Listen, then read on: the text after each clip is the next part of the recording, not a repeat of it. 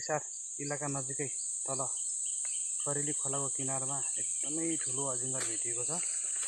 हामीसँग नेपाली सेना पनि हुनुहुन्छ, सरहरू हुनुहुन्छ, साथै म पनि सँगै छु। यो त हिँड्नै सकेको छैन यार, कति लामो नि धेरै छ है। एकदम लामो छ।